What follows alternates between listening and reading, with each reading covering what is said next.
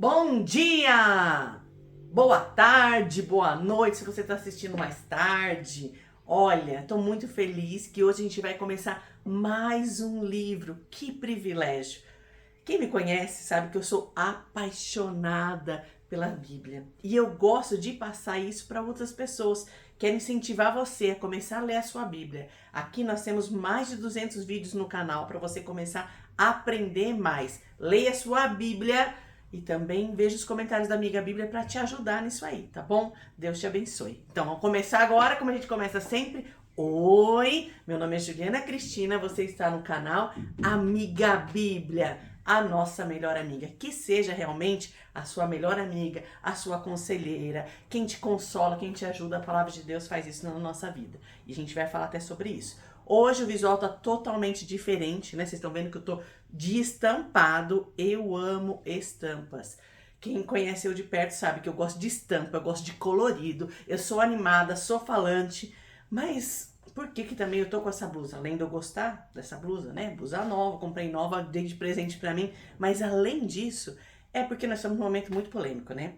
A gente não pode usar verde, a gente não pode usar vermelho e a gente não pode usar preto porque o pessoal tá falando que a gente tá de luto. Então eu falei, quer saber de uma coisa? Eu vou juntar o que eu posso aqui, o verde, o vermelho, o bege. Eu não gosto muito de bege, eu gosto de colorido mesmo, do colorido. Independente das suas opiniões, fique com a opinião da Bíblia, tá bom? Então tem coisas que a gente não precisa falar, é só ler na palavra o que a palavra diz, né? Eu talvez não concorde com a opinião de todos, mas eu respeito a sua opinião, né? Cada um escolhe que caminho vai seguir, como a gente falou 2 vídeos atrás. Existe o caminho largo, o caminho estreito, mas não é de política que a gente tem que falar aqui agora. A gente vai falar da palavra de Deus, que também nos dá sabedoria para isso, tá? A gente vai começar a estudar a segunda carta de Pedro. A gente chama segunda Pedro, que na verdade é segunda carta de Pedro, que Pedro escreveu, tá? A gente já estudou a primeira, você pode aí, deve ter uns 30 vídeos da primeira. Essa aqui é uma carta um pouquinho mais curta, mas também tem muito conteúdo pra gente aprender, tá bom? Pedro foi apóstolo de Jesus. Ele andou com Jesus, né? Ele era pescador, Jesus chamou ele, transformou ele em todos os sentidos, porque ele era uma pessoa muito rude, vamos falar assim, reativa, mas Deus transformou a vida dele de uma maneira sobrenatural, que ele se tornou um dos líderes da igreja também, tá? Essa carta foi escrita, a gente não sabe exatamente a data, tá? Mas pode ser 1 ano a 5 anos depois, os estudiosos entendem isso, depois da primeira carta. E os destinatários são os mesmos, mas o conteúdo, o foco da carta é outro. O primeiro, os destinatários, você pode ver aí nos vídeos que eu falo a introdução da primeira carta de Pedro. No primeiro, ele falava sobre as pessoas que estavam em Jerusalém, se converteram ao cristianismo, mas eles estavam sofrendo perseguição muito grande pelo Império Romano. Então, eles estavam fugindo, espalhados por vários lugares. E Pedro escreve a carta para eles, para reforçar a fé deles. Mesmo diante de lutas e dificuldades externas, que eles pudessem continuar firmes com Jesus. Agora, Pedro já muda o foco da carta. Qual o foco desta carta? O problema que eles estavam passando dentro das comunidades cristãs, que pessoas de fora estavam se infiltrando na igreja para ensinar outras coisas que não eram relativas à palavra de Deus. Eles queriam ensinar coisas de ideias, sonhos, visões, teorias, que isso não tinha nada a ver com as coisas de Deus. Infelizmente, tenho que te dizer, infelizmente, se você não está apegado à Bíblia, se você não frequenta uma igreja que te incentive a ler a Bíblia, estudar a Bíblia você mesmo, sem depender de outras pessoas, a gente corre o risco de, se não se apegar na palavra de Deus, ser levado, como fala em outros textos aqui, por qualquer vento de doutrina. Alguém fala que o certo é fazer isso, você faz. O outro fala que certo é fazer isso, você faz. Para o ser humano, a verdade pode ser relativa. A justiça também pode ser relativa. Mas para Deus existe só uma coisa, que é certo, que é errado. Não existe coisas relativas. A justiça de Deus é completa, é verdadeira. E a palavra de Deus é que você pode confiar 100%.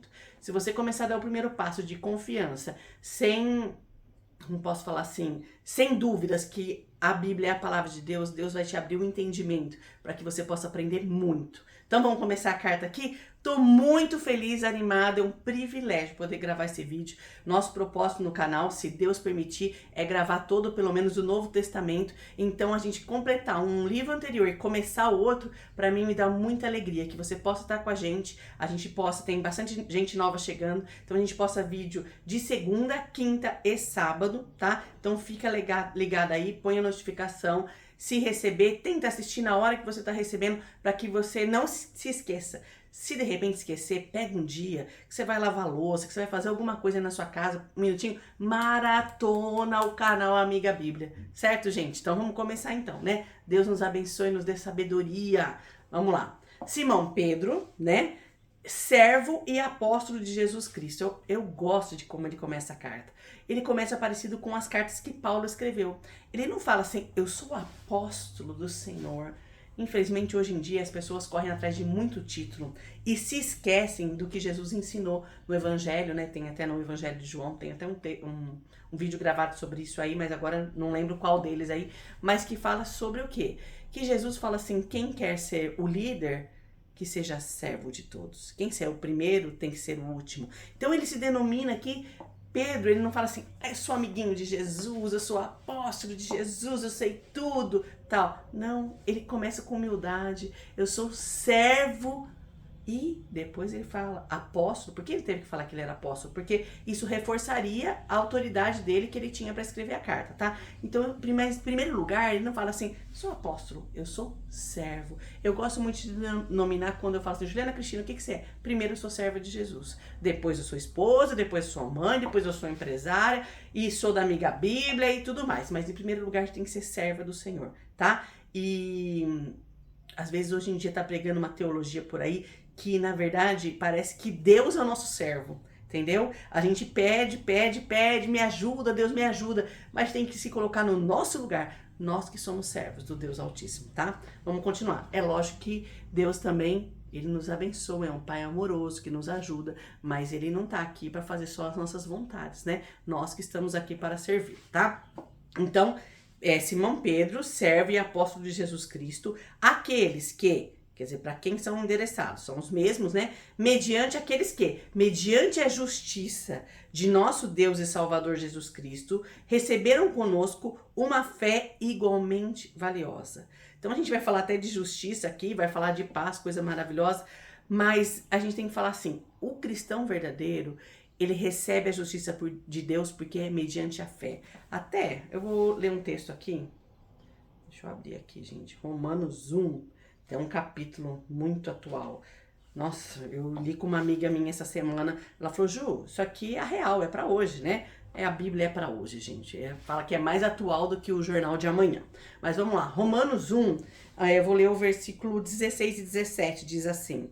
Não me envergonho do evangelho, porque é o poder de Deus para a salvação de todo aquele que crê, primeiro do judeu, depois do grego. Então a gente não pode se envergonhar da palavra de Deus, porque mediante a palavra que nós podemos aprender como ser salvos, né? Porque no evangelho, quer dizer, na palavra de Deus, né, é revelada a justiça de Deus, uma justiça que do princípio ao fim é pela fé. Como está escrito, o justo viverá pela fé, né? E depois também tem Efésios 2, 8, 9, fala que a salvação não é por obras para que ninguém se glorie, eu já falei isso várias vezes, a salvação é mediante a fé em Jesus, você reconhecer que você é pecador, saber que, olha, eu não consigo ser perfeito, então eu preciso de um Salvador, e reconhece Jesus como Salvador, com fé, você acredita que ele é seu salvador e você recebe isso, tá? A justiça de Deus é dessa maneira. Não é pelo nosso mérito, porque se fosse pelo nosso mérito, sinto muito dizer, ninguém é digno. A Bíblia diz que não há nenhum justo, nenhum sequer. O único que veio aqui nesse mundo que não pecou foi Jesus. O único que não pecou, ele morreu pelos pecadores. Né? Que coisa mais linda, né? Que o Espírito Santo consiga abrir sua mente para que você possa aprender mais sobre isso. Então, continuando, a justiça de Deus é mediante a fé. A fé que eu não sou boa o suficiente para ir para o céu. A fé que eu acredito que Jesus é meu Salvador, morreu no meu lugar para pagar os meus pecados, tá? Essa que é a justiça de Deus, tá? Não é a justiça relativa de homens, tá? Mas é a justiça de Deus, que é a correta, a pura, santa, perfeita, verdadeira, imutável, né? Agora vamos continuar aqui no versículo 2, diz assim: graça e paz sejam multiplicados pelo pleno conhecimento de Deus e de Jesus Cristo, nosso Senhor.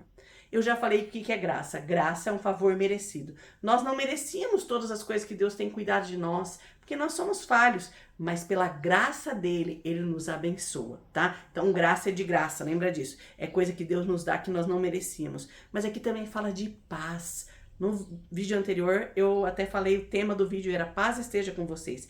E aqui agora fala assim, a graça e a paz sejam multiplicados pelo pleno conhecimento de Deus e de Jesus Cristo, nosso Senhor. Como que a graça e a paz vai ser multiplicada na nossa vida? Como a gente vai sentir paz em meio às tribulações que nós vivemos? Eu não sei quais os problemas, quais as tribulações que você vive, quais as dificuldades que você tem passado, mas como você vai conseguir sentir paz mesmo em meio a tribulações, turbilhões de coisas que estão acontecendo? Através do pleno conhecimento de Deus e de Jesus. Eu preguei numa igreja faz acho, uns 6 meses mais ou menos, e eu fiz uma pesquisa entre as amigas que estudavam a Bíblia comigo. O que mudou na sua vida a partir de que você começou a estudar a Palavra de Deus? E a maioria delas falaram muitas coisas, né? Agora a minha vida mudou, né? Uma das coisas principais foi que hoje eu tenho paz. Não é isso que nós temos precisado nesses momentos?